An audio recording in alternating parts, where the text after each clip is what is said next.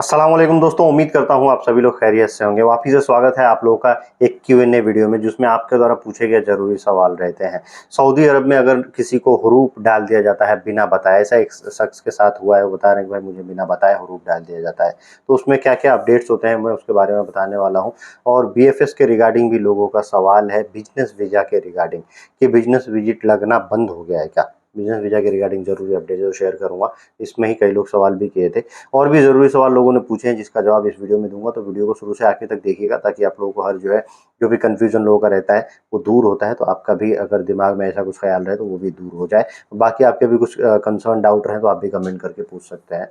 सबसे पहले जो एक सवाल लेना चाहूँगा एक भाई का अशफाक करके, कह रहे कि भाई बीएफएस का अपॉइंटमेंट कैसे बुक करें वर्क वीज़ा के लिए? इस पे वीडियो बनाइए।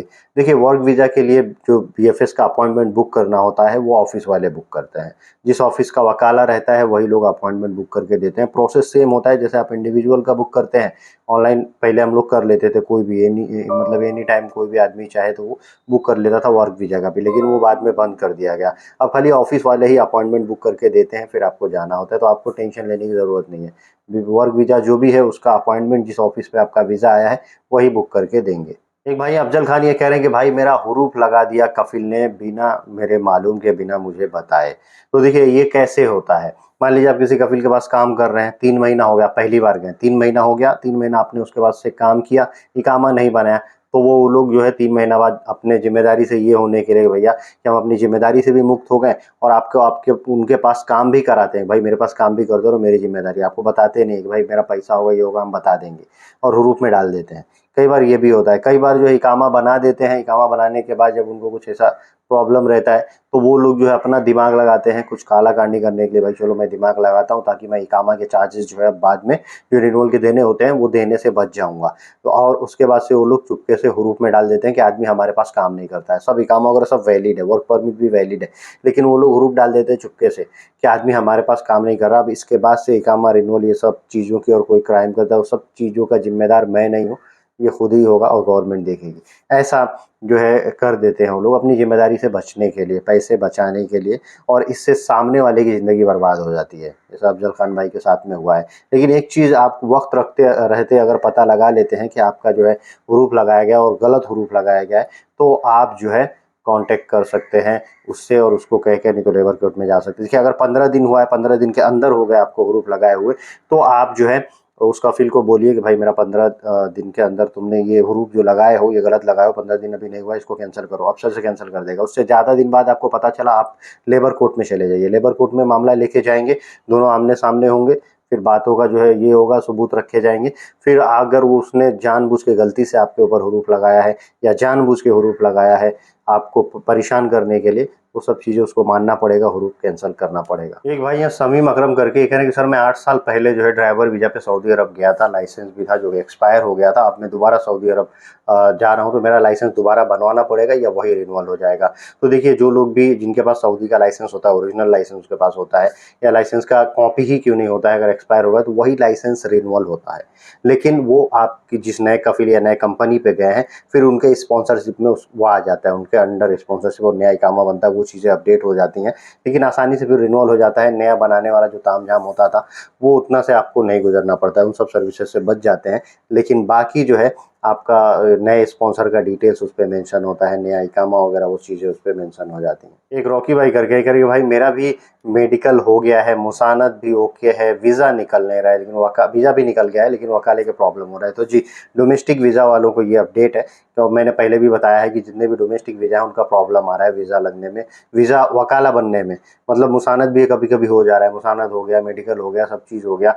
वीज़ा भी आपके पास आया रहता है, पीडीएफ आप चेक करते हैं, वीज़ा नंबर, आई नंबर, भाई वीज़ा ओके है, लेकिन वकाला बनने का प्रॉब्लम हो रहा है। अभी क्या सिस्टम का अपडेट है, इस पे कोई ज़रूरी मतलब चीज़ें हो रही होंगी, अपडेट हो रहा होगा साइट वगैरह में, इसके वजह से ये प्रॉब्लम हो सकता है कि 1 हफ्ते के अंदर में, क्योंकि ये प्रॉब्लम होते हुए भी हफ्ता 10 दिन हो गया, तो 1 हफ्ते के अंदर में हो सकता है ये प्रॉब्लम रिज़ॉल्व हो जाए और अगले हफ्ते से वकाला बनने लगे, तो थोड़ा वेट कर लीजिए। एक भाई हैं जमील अहमद, ये कह रहे हैं कि भाई 1 साल पहले बिज़नेस वीज़ा पे गया था सऊदी, 11 महीना रहे, उसके बाद से वापस हो गए। 8 महीना पहले बोल रहे हैं कि मैंने पासपोर्ट भी रिन्यूअल करा दिया, लेकिन पासपोर्ट जो है दोबारा इनको जो है जाना है बिज़नेस वीज़ा पे, लेकिन पासपोर्ट जो है बीसीआर है, तो कैसे जाएँगे? तो बिज़नेस वीज़ा की रिगार्डिंग एक अपडेट आई हुई है। बिज़नेस वीज़ा अब जो है लोग कह रहे हैं कि बंद हो गया, नहीं लग रहा है बिज़नेस वीज़ा, लेकिन उसकी क्राइटेरिया में थोड़ा चेंजिंग कर दिया गया है।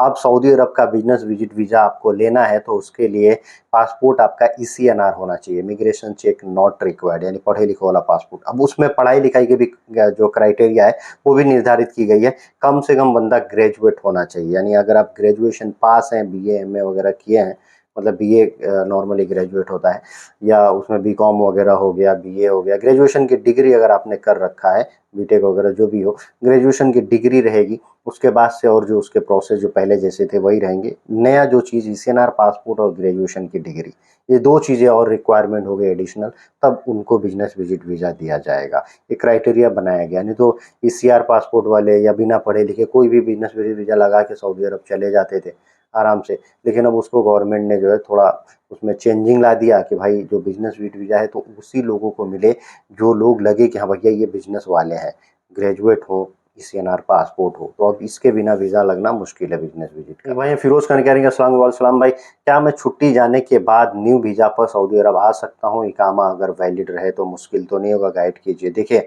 मैंने 1-2 दिन पहले ही एक वीडियो में बताया था, जो जौजात की तरफ से एक अपडेट आया था। पहला जो नॉर्मल अपडेट ये है, जो 16 जनवरी से रूल चेंज हुआ कि कोई भी शख्स अगर अपने देश वापस जाता है छुट्टी पे और सऊदी अरब वापस नहीं आता है, तो छुट्टी एक्सपायर होने के बाद वो दूसरे वीज़ा पे सऊदी अरब आ सकता है।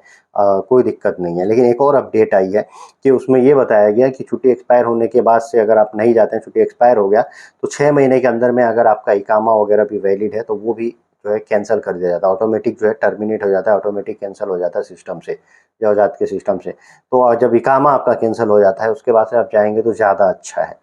बाकी आप इस बीच में भी ट्राई कर सकते हैं रूल के हिसाब से, लेकिन मैं पर्सनल एडवाइस अगर दूँ तो आप जो है आप इकामा एक्सपायर होने तक का वेट कर लीजिए, या फिर 6 महीना का जो टाइम है, मान लीजिए आप जिस दिन सऊदी अरब से निकले उससे 6 महीना जोड़ लीजिए, उस 6 महीना बाद आप जा सकते हैं। उस बीच में भी अगर आपका इकामा टर्मिनेट हो जाता है, आपका अफसर चलना बंद हो जाता है, तो आप उसके बाद से आप ट्राई कर सकते हैं जाने के लिए। वीडियो के आखिर में एक भाई का सवाल लेना चाहूँगा, हुसैन खान करके हैं। ये कह रहे हैं कि अस्सलाम भाई वालेकुम सलाम, 1 साल हो गया है छुट्टी जाने नहीं दे रहा है, कंपनी वाला छुट्टी नहीं लगा रहा है, कैसे छुट्टी जाएँ? तो देखिए नॉर्मली सबका कॉन्ट्रैक्ट 2 साल का होता है, किसी-किसी का कॉन्ट्रैक्ट 3 साल का भी होता है। तो आपका कॉन्ट्रैक्ट अगर 2 साल का है तो वो 1 साल में नहीं छोड़ेगा। नॉर्मली जो लोग पहली बार कंपनी जॉइन करते हैं जाके, उनका 2 साल, ढाई साल पे, 2 साल के बाद ही वो लोग छुट्टी देते हैं, ढाई साल पे छुट्टी देते हैं। हाँ, अगर कुछ इमरजेंसी सिचुएशन है, कुछ ये चीज़ है, तो आपका और कंपनी का एक अंडरस्टैंडिंग होता है। अगर अच्छा है तो उस चीज़ में वो लोग छुट्टी लगा के दे देते हैं कि भाई जाओ चले आओ। लेकिन आजकल काफ़ी लोग भी डर रहे हैं कि छुट्टी लगाए गया तो अब जो है ये तो भैया इसके हाथ में सब चीज़ है, छुट्टी लग गया, नहीं आएगा तो छुट्टी एक्सपायर होने के बाद दूसरी कंपनी में आ सकता है। पहले जो है उन लोगों को टेंशन नहीं रहता था, भाई नहीं आया तो 3 साल तो सऊदी अरब आएगा नहीं, तो बंदे को तो आना ही पड़ेगा यहाँ पे। ये चीज़ भी होती थी। लेकिन अब वो चीज़ की वजह से भी कफ़िल डरे हुए हैं। तो उस एवज में हो सकता है कि आपसे कुछ बोले कि भाई इतना रियाल दो, या इतने दिन की, इतने साल महीने की सैलरी रोक दो यहाँ पे, तब जाओ, तब छुट्टी लेंगे। ये भी होता है, कई बार काम का लोड रहता है तो वो लोग छुट्टी ऐसे ही नहीं लगाते, बोलते भाई 2 साल पूरा होगा उसके बाद से ही छुट्टी या फाइनल एग्जिट लगेगा। ये रूल है नॉर्मली। बाकी आपकी और कंपनी की अगर अच्छी बॉन्डिंग है तो आप उनसे बात करके छुट्टी लगवा सकते हैं। 3 महीना, 6 महीना में भी छुट्टी लगा देते हैं। लेकिन आपकी और कंपनी की बॉन्डिंग होनी चाहिए। कुछ उनके पास डिपॉजिट आप जमा करके भी छुट्टी ले सकते हैं। आज की वीडियो खत्म, यहीं समाप्त। मिलते हैं अगली वीडियो में। Thank you guys, thank you for